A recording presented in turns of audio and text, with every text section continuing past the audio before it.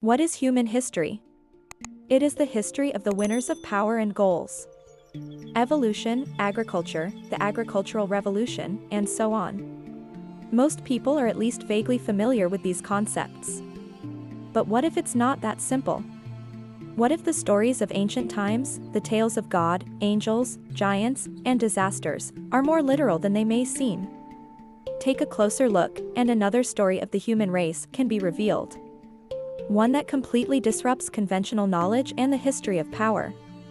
It is an alternative history that has often been censored, forgotten, or ignored in human understanding until now. In the early part of the year 1946, in the region known today as the West Bank, a group of Bedouin teenagers tended to their sheep and goats near the ancient village of Qumran. To pass the time, they would throw stones they found scattered across the rugged desert terrain. When one of these stones was thrown into the dark expanse of a cave, the teenagers were surprised to hear a loud crashing sound echoing from within. As they explored, they discovered a collection of large clay jars, one of which had been broken.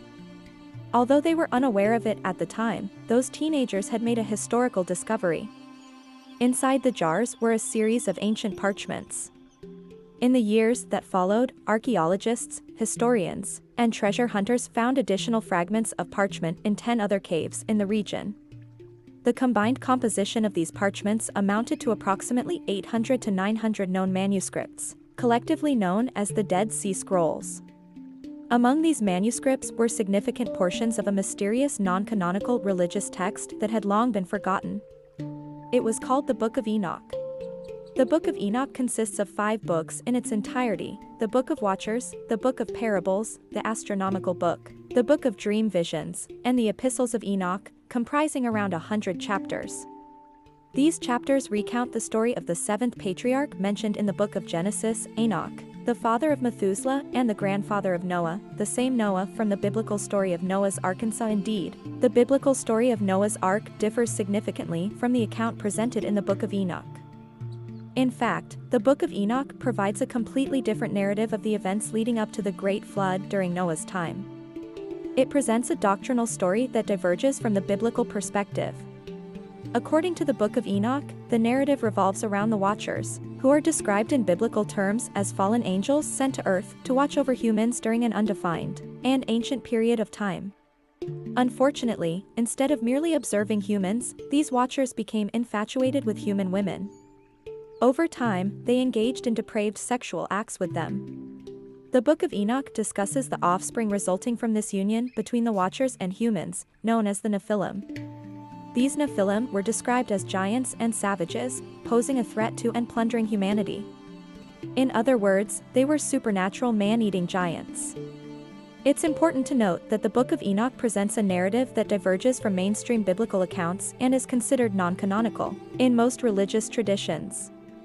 Its contents offer a unique perspective on ancient stories and beliefs, but should be understood in the context of its specific cultural and historical background. Enraged by the actions of the Watchers, who considered themselves as gods, they were bound in an underground prison in the depths of the earth. Enoch became the intermediary between the gods and the imprisoned Watchers. The book describes Enoch's journeys between heaven and earth in his role as an intermediary.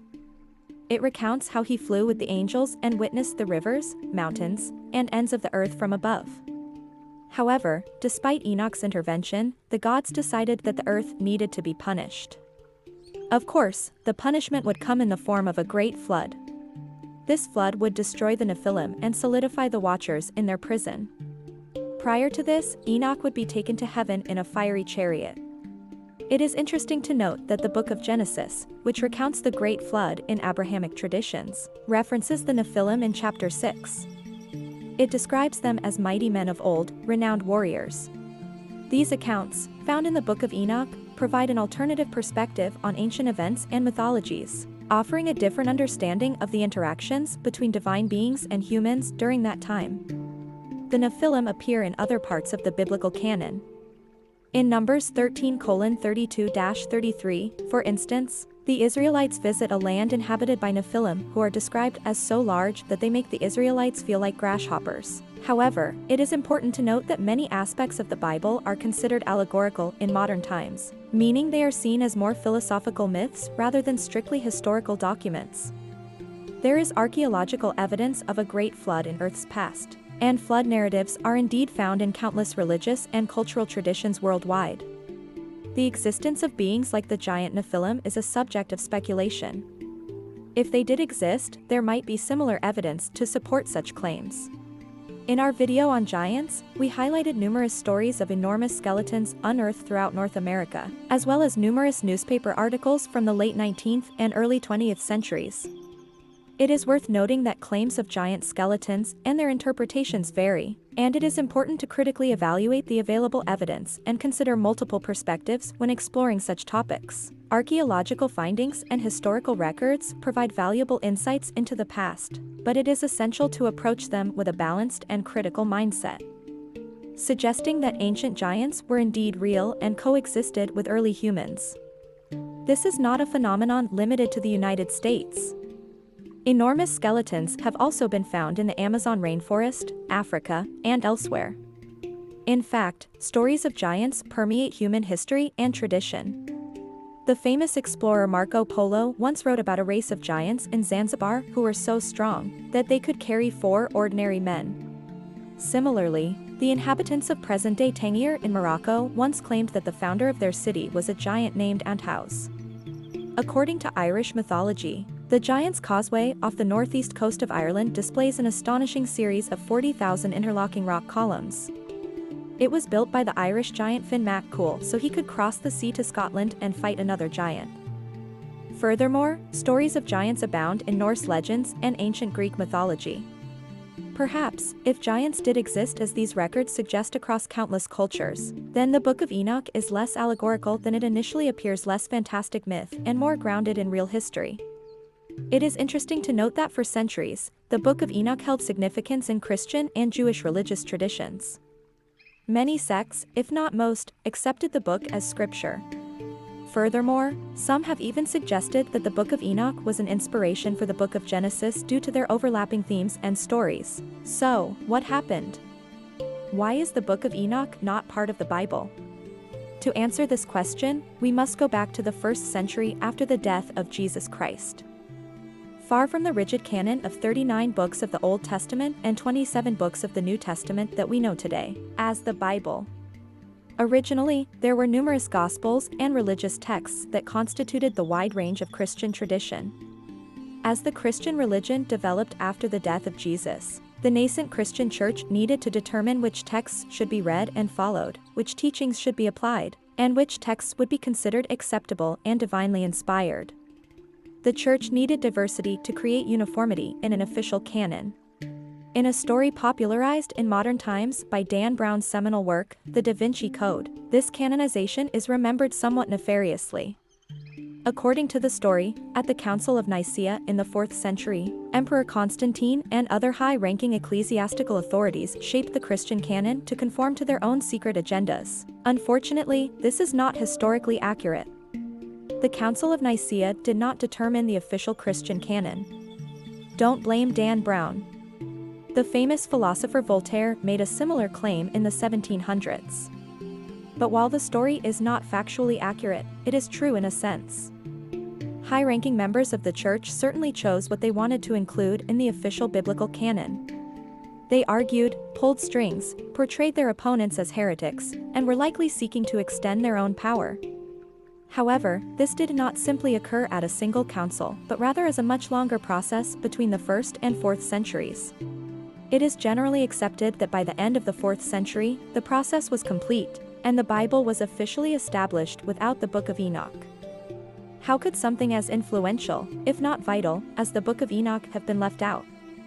To answer this question, one could examine other Gospels that were also censored from the final product. Consider the Gospel of Peter, of which a fragment was found in Egypt in 1886. It tells the long-lost story of a resurrected Jesus leaving his tomb and presenting 2 giant angels and a speaking floating cross. They heard a voice from the heavens saying, "You have preached to those who are asleep." A response was heard from the cross, saying, "Yes." Another example to consider is the Gospel of Mary, a notorious work in which Mary Magdalene is named not only as one of Jesus' disciples but also as his favorite, perhaps even his wife. In this Gospel, the disciple Peter questions why he and the other disciples should listen to Mary, a woman. Matthew responds, "If the Savior made her worthy, who are you to reject her? The Savior certainly knows her well, that is why he loved her more than us." Like the Book of Enoch, these Gospels tell extraordinary and perplexing stories. It is no wonder that these texts were censored by the early brokers of power in the official Christian canon. It is remarkable that the Book of Enoch could have been completely forgotten if it had not survived within small Orthodox sects of Ethiopian Jews.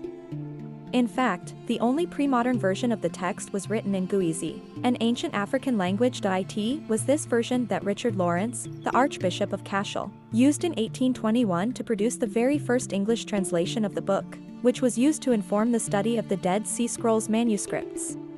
Interestingly, although the Book of Enoch was omitted from the established Christian canon and subsequently forgotten, in all but the most obscure corners of religious tradition and theological study, the Bible contains numerous references to it. There are references to the Nephilim in Genesis and Numbers. Genesis also contains a detailed account of the lineage of Enoch. The Book of Hebrews describes how God took Enoch away, apparently referring to his being taken to heaven in a fiery chariot before the Great Flood. Jude, on the other hand, contains an entire paragraph that is almost word-for-word transcribed from Enoch, suggesting that the book may have actually served as early inspiration for canonical biblical texts. Furthermore, Corinthians 11:5-6 contains instructions from St. Paul that women should cover their heads in church. This seems to be a direct reference to the fact that the watchers in the Book of Enoch were attracted to women with long and flowing hair. This practice still exists in Roman Catholicism and Islam to this day. Although it may have been censored or forgotten, the Book of Enoch has never truly disappeared. There is something deeper behind the Book of Enoch and these incredible stories, something that goes beyond whether it is part of the Christian canon or not. It has been pointed out that Enoch, the seventh patriarch in the Bible, seems to reflect the seventh antediluvian king, Enmendarana, in Babylonian tradition. Ancient Greeks believed that Enoch was the same as the god Hermes, while the ancient Egyptians had someone similar in their own tradition. The examples could go on, so the question arises, why Enoch, or whatever name he goes by? Why does he continue to appear in the traditions of the ancients? The answer may reach back further than the Greeks, Egyptians, or even the Babylonians, to the ancient Sumerians. According to Sumerian texts, Earth was visited by a group of supernatural beings at some point in the distant past. These visitors are described in Sumerian tradition in a strangely similar way to the descriptions of the Watchers in the Book of Enoch. Instead of the Watchers, however, the Sumerians referred to these beings as the Anunnaki, which literally means, those who came from the heavens. For the Sumerians, they were gods, while for modern thinkers like Zacharias Sitchin and Erich von Daniken, they were an ancient race of extraterrestrials who came to Earth. Interestingly, Sumerian texts tell stories of these Anunnaki, much like the Watchers. They began to interbreed with human beings, thereby creating an entirely new species in the process, mirroring the creation of the Nephilim. Like the gods in the Book of Enoch, the Anunnaki became angered by the condition of the earth and brought about a great flood. Is it possible that the Book of Enoch, along with other related traditions, is simply retelling the ancient Sumerian story of the Anunnaki? Consider the agricultural revolution, which began around 10,000 BC, during which human beings transitioned from a hunting and gathering lifestyle to one of agriculture and settlement. According to historical records from around 9500 BC in what is now modern Kurdistan, barley, wheat, rye, oats, peas, and lentils were cultivated, while goats and sheep were domesticated. Approximately 500 years later, copper and lead smelting took place in the region, along with weaving and pottery making. Additionally, this ancient Kurdish culture was the first to develop writing, making it one of the earliest literate societies in human history. Some have wondered how human beings were able to make this leap so rapidly. It is interesting to note that the Kurdish people claim to be descendants of the children of the jinn, the offspring of spirits. Could this be an ancient cultural reference to the procreation between Anunnaki and human women? According to the Sumerians, it was the Anunnaki who brought advanced knowledge and technology to human beings, aiding in the progression of human civilization. Many have suggested that this explains seemingly impossible monuments such as the pyramids of Giza or Teotihuacan. These ancient monuments display extraordinary sophistication that cannot be fully explained by the culture and social circumstances of recorded history. Perhaps this also explains how human beings were able to transition from nomadic hunter-gatherers to sophisticated civilizations in a historically insignificant amount of time. Incredibly, the Book of Enoch describes a nearly identical process occurring with the Watchers, reflecting the Anunnaki by providing advanced knowledge and technology to humans. They teach humans metallurgy and mining, science, medicine, how to read, write, and understand the stars. They instruct humans in the use of cosmetics, the production of jewelry, and reveal the secrets of the art of war. The Book of Enoch 8:1-3a states, "And Azazel taught men to make swords, knives, shields, breastplates, the fabrication of mirrors, and the workmanship of bracelets and ornaments, the use of paint, the beautifying of the eyebrows, the use of stones of every valuable and select kind, and all sorts of dyes. There was much impiety, they committed fornication and went astray and corrupted themselves in all their ways." Was the purpose of the Book of Enoch simply to reflect and retell the story of the Anunnaki? It is interesting to note that the most commonly cited example of something completely unexplained by the culture and social circumstances of recorded history, namely something where the Anunnaki must have surely aided ancient humans, is the Egyptian pyramids. According to the ancient Arab historian al-Makrizi, these pyramids were built by a king named Sorid who lived before the Great Flood. Sorid, translated into Hebrew, is Enoch. Enoch is mentioned elsewhere in the Book of Enoch, in a chapter where Enoch witnesses the secrets of lightning and thunder.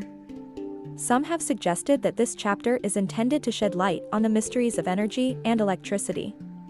Once again, this is directly linked to the Anunnaki, many of whom are believed to have attempted to reveal similar secrets to humans through crop circles for some time.